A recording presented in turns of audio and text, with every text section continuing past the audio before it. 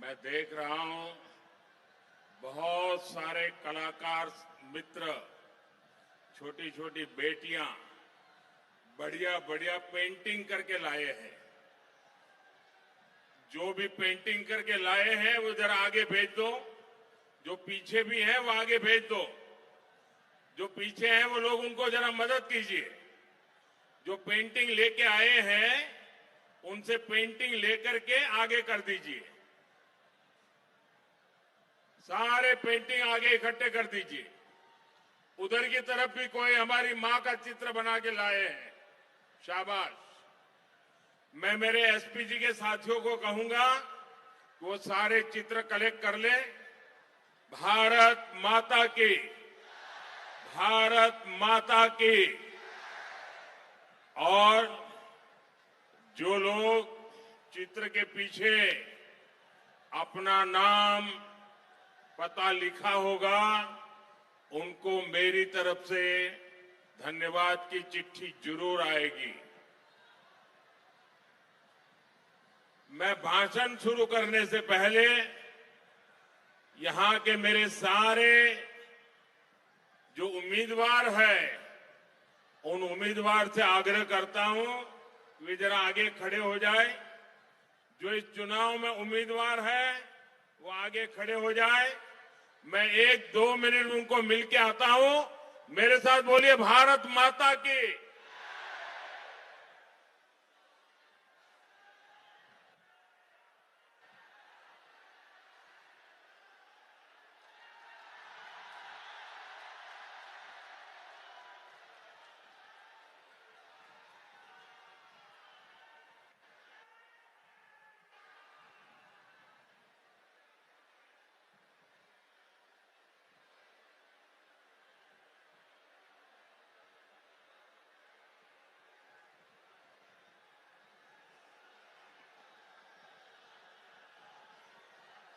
जय मां दुर्गा,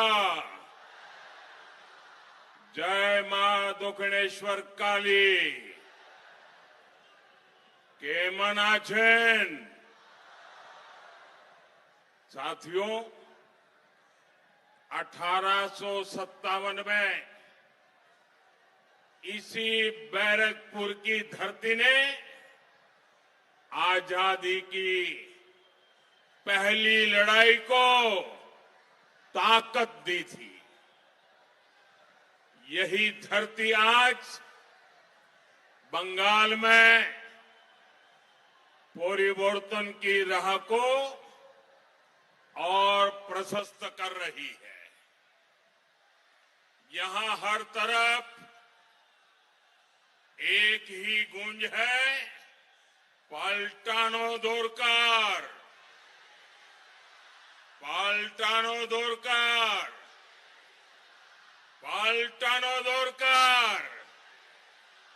साथियों, आप सभी इतनी दूर दूर से और सुबह सुबह हमें आशीर्वाद देने आए हैं। मैं आपका बहुत आभारी हूं। मैं हेलीपैड से यहां आ रहा था, करीब 2 किलोमीटर का रास्ता। दोनों तरफ ऐसा लोगों का हुजूम था, मैं कल्पना नहीं कर सकता हूं कि सुबह सुबह हजारों लोग आशीर्वाद देने के लिए आए। इससे बड़ा सौभाग्य क्या हो सकता है। साथियों, इस चुनाव में वैसे ये मेरी आखिरी सभा है और बंगाल में जहां जहां गया हूं, बंगाल के लोगों का जो मैंने मिजाज देखा है, मैं इस विश्वास के साथ वापस जा रहा हूं कि 4 मई के नतीजों के बाद बीजेपी के शपथ ग्रहण समारोह में मुझे आना ही है। और इसलिए मेरा उत्साह और बढ़ जाता है। साथियों, मैं पिछले 3-4 दशक से देश के कोने कोने में जाता रहा। राजनीति में आने के बाद, भाजपा में आने के बाद मैं बीजेपी के कार्यकर्ता के रूप में पार्टी जो भी काम कहती है वो मैं करता हूं। चुनाव की जिम्मेदारियां संभालना भी इसी का एक हिस्सा रहा है। मैं न दिन देखता हूं न रात, न मौसम देखता हूं, चल पड़ता हूं। साथियों, जब से घर छोड़ा है मुझे आप सबके बीच रहने में सुख मिलता है, सुकून मिलता है और आप ही मेरा परिवार है।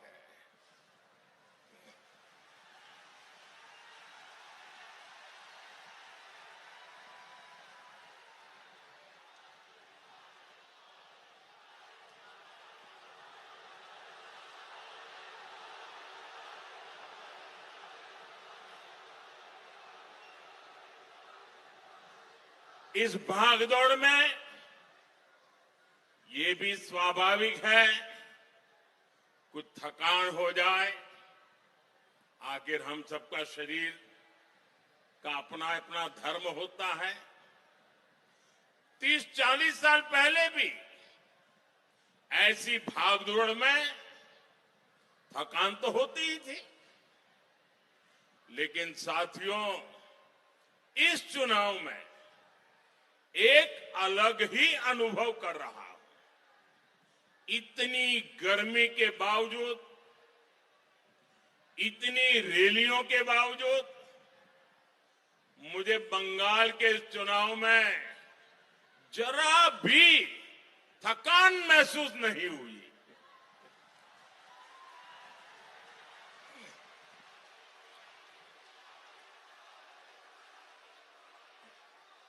मैं देखता था कि रोड शो तय स्थान पर खत्म होने के बाद भी बहुत आगे तक लोग कतार में लगे हैं, तो मैं दोगुने उत्साह से फिर उनके बीच चला जाता था। हेलीपैड पर भी यही होता था। ये रोड शो मेरे लिए राजनीतिक कार्यक्रम नहीं रहा। मैं अनुभव करता था ये रोड शो मेरे लिए तीर्थ यात्रा की तरह रहे हैं।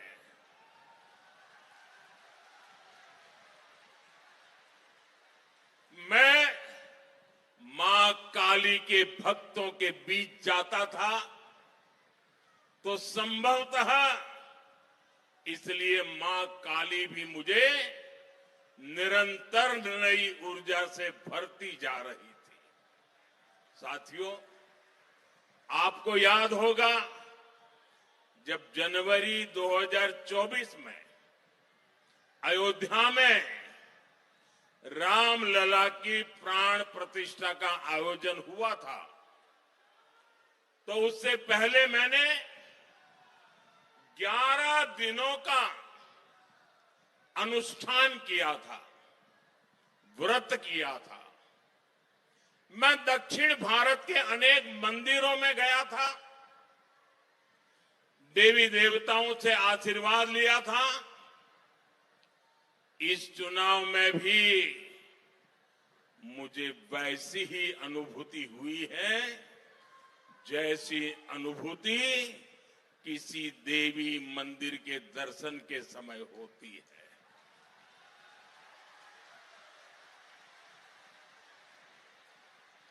इसके पीछे बंगाल के प्रति मेरा जो लगाव रहा है, शक्ति की भक्ति रही है, मेरे व्यक्तिगत जीवन की आध्यात्मिक यात्रा का ये ऊर्जा केंद्र रहा है। बंगाल के महान व्यक्तित्वों की प्रेरणा रही है और ईश्वर रूपी आप जनता जनार्दन का अपार प्रेम रहा है। बंगाल में जो आध्यात्मिक अनुभूति हुई है, बंगाल की इस धरती पर मैंने जो अनुभव किया है, उसे मैं स्वयं पर, अपने आप पर बहुत बड़ा आशीर्वाद समझता हूं। साथियों, बंगाल की इन रैलियों में, रोड शो में मुझे इतने अपनत्व भरे संदेश मिले हैं, भांति भांति की तस्वीरें मिली है कि मैं उन्हें कभी भी भूल नहीं सकता।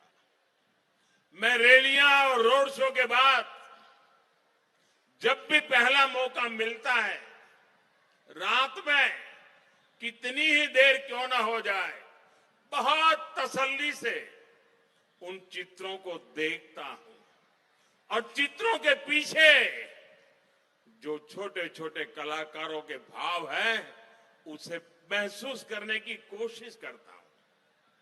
आपके संदेशों को, आपके पत्रों को पढ़ता हूं।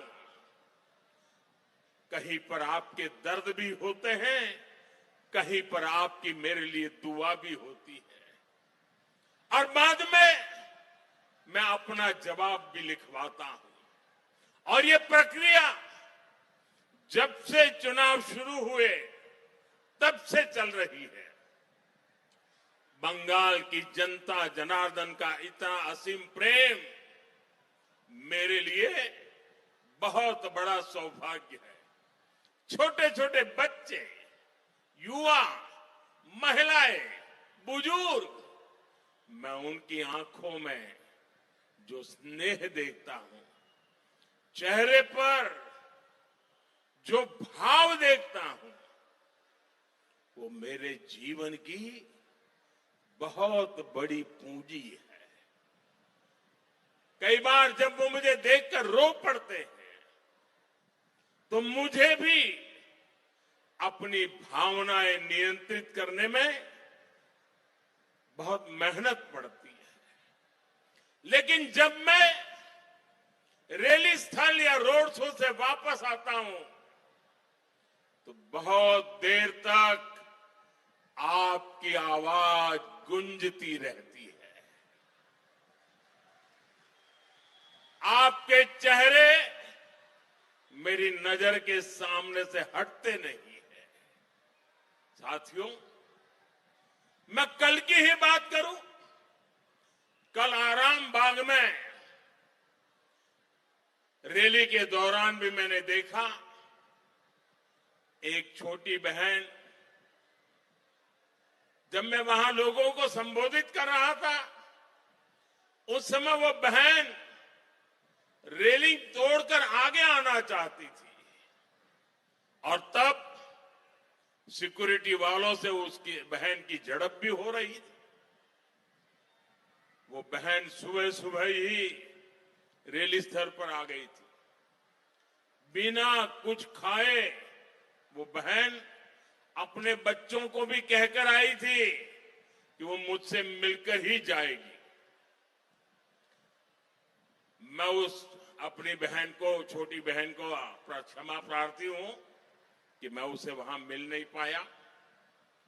मैं उसकी भावना की कदर करता हूं, उसके विश्वास का मैं आदर करता हूं और मुझे विश्वास है कभी न कभी उस बहन से मिलना हो ही जाएगा।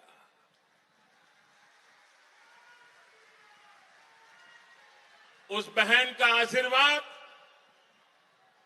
और आप जैसी करोड़ों बहनों का आशीर्वाद मुझ पर सदा सर्वदा बना रहेगा। साथियों,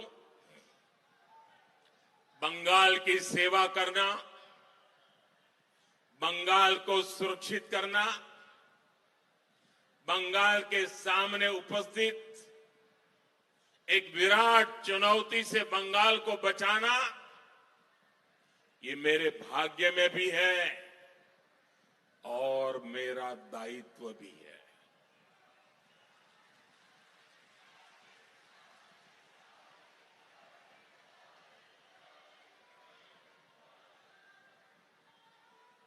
और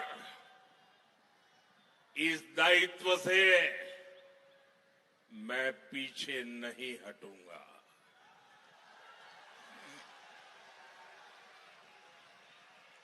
साथियों, पश्चिम बंगाल का ये चुनाव बंगाल के साथ साथ पूरे पूर्वी भारत का, हिंदुस्तान के पूर्वी हिस्से का, पूर्वी भारत का भाग्य बदलने का भी चुनाव है। अतीत में जब भारत समृद्ध था तब उसके 3 मजबूत स्तंभ थे, अंग, बंग और कलिंग। अंग यानी बिहार, बंग यानी बंगाल और कंग यानी कलिंग यानी ओडिशा। ये तीनों स्तंभ कमजोर हुए तो भारत के सामर्थ्य को भी झटका लगा। साथियों, आज भारत जब विकसित होने के लक्ष्य के साथ आगे बढ़ रहा है तो अंग, बंग और कलिंग का मजबूत होना बहुत जरूरी है। भारत का भाग्योदय पूर्वोदय के बिना अधूरा है और भारत के भाग्योदय की सबसे बड़ी ताकत पूर्वोदय का भाग्योदय है। और इसलिए भारत का भाग्योदय और पूर्वोदय दोनों एक दूसरे की पूरक शक्ति है। और इसलिए मैं 2013 से प्रधानमंत्री बनने से पहले से इस बात को पूरे कमिटमेंट के साथ कह रहा हूं कि जब पूर्वी भारत आगे बढ़ेगा, पूर्व का उदय होगा तो देश आगे बढ़ेगा। बीते समय में अंग यानी बिहार ने कमल खिलाया है, कलिंग यानी ओडिशा ने कमल खिलाया है, अब बंग यानी बंगाल की बारी है।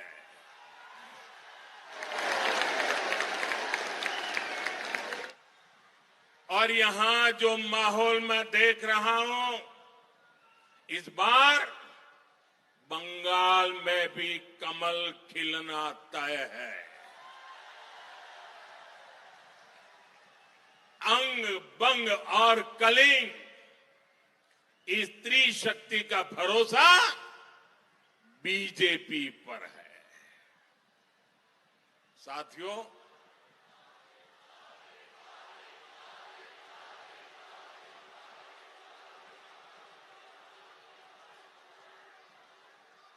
साथियों, यही बंगाल, यही प्रेसिडेंसी रीजन है जिसने जनसंघ को राजनीतिक आधार दिया था।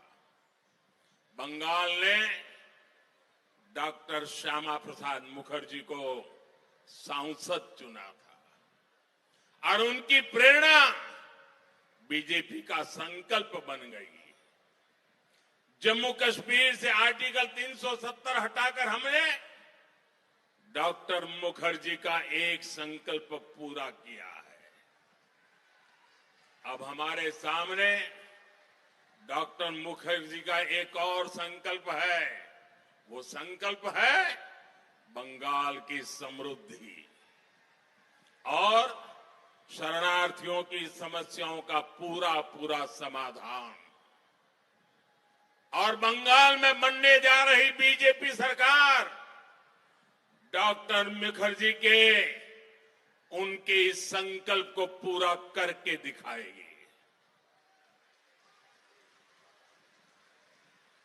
साथियों, भारत की प्रगति, संस्कृति और आजादी में बंगाल की संतानों ने बहुत बड़ी भूमिका निभाई है।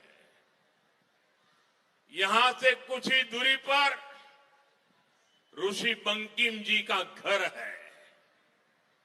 ये कितना बड़ा संयोग है, जब वंदे मातरम के 150 साल पूरे हुए हैं, तभी बंगाल भी एक ऐतिहासिक परिवर्तन करने जा रहा है। साथियों, वंदे मातरम गुलामी से मुक्ति का मंत्र बना था। 21वीं सदी में वंदे मातरम को हमें बंगाल के नवनिर्माण का मंत्र बनाना है। मैं बंगाल के हर परिवारजन को भरोसा दिलाता हूं, हम सुजलाम सुफलाम को नीति बनाएंगे, सस्य श्यामलाम को रोजगार की प्रेरणा बनाएंगे, मलयज शीतलाम को सुख समृद्धि का स्रोत बनाएंगे और दुर्गा की शक्ति को सुरक्षा और न्याय की गारंटी बनाएंगे।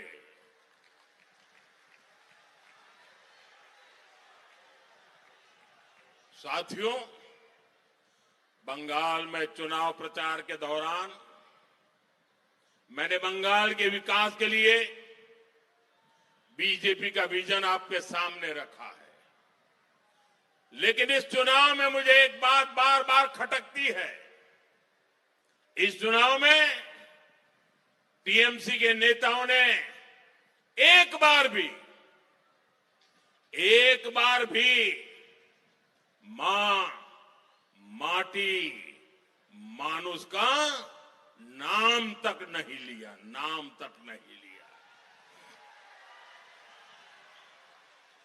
जिस नारे के साथ टीएमसी ने बंगाल में सरकार बनाई थी, वो नारा ही टीएमसी ने भुला दिया है। साथियों, आपने 15 साल इन लोगों को मौका दिया, लेकिन उन्होंने मां के लिए, नारी की सुरक्षा के लिए कुछ नहीं किया। इन्होंने माटी के लिए, किसानों के लिए कुछ नहीं किया।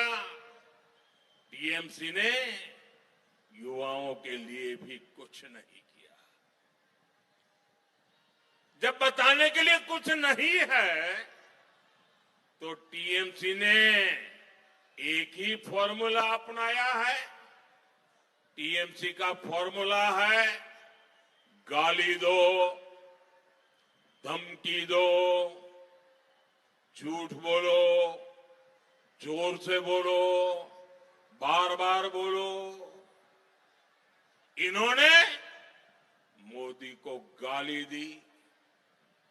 इन्होंने सेना, संवैधानिक संस्थाएं, सबको गालियां दी। टीएमसी ने बंगाल के लोगों को धमकियां दी, गुंडागर्दी की भाषा में उनसे बात की। लेकिन किसी भी टीएमसी के नेता ने, इतना बड़ा चुनाव चल रहा है, लेकिन अपना 15 साल के काम का रिपोर्ट कार्ड एक बार भी नहीं बताया। साथियों, जो अपने काम का रिपोर्ट नहीं बता सकते, क्या उनको मौका देना चाहिए? क्या ऐसे लोगों को मौका देना चाहिए? क्या जब कुछ किया ही नहीं तो बर्बादी करने के लिए मौका देंगे क्या? साथियों, टीएमसी के पास बंगाल के भविष्य का भी रोड मैप नहीं है। भविष्य में बंगाल के लिए लोग क्या करेंगे, बंगाल को कहां ले जाएंगे, टीएमसी वाले ये भी नहीं बताते, क्योंकि इनके पास न विजन है और न ही कुछ करने की नीयत है। साथियों, बंगाल में परिवर्तन क्यों आवश्यक है, इसका जवाब बैरकपुर से बेहतर भला कौन जानता है।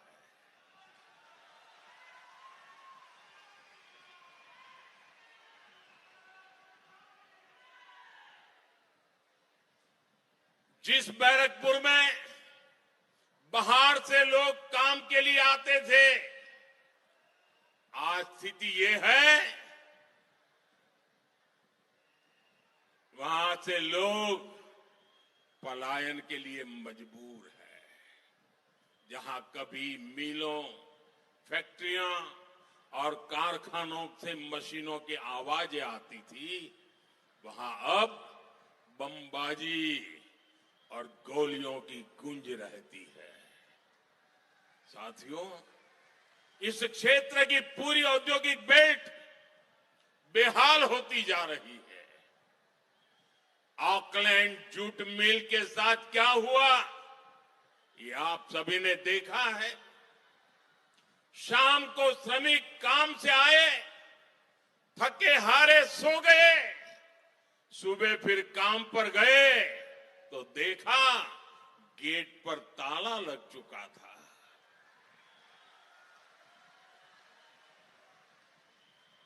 ऐसी खबरें आज बैरकपुर का, बंगाल का दुर्भाग्य बन चुकी है। यहां जूट मिले, पेपर मिले, कपड़ा उद्योग, एक के बाद एक ये सब बंद हो रहे हैं।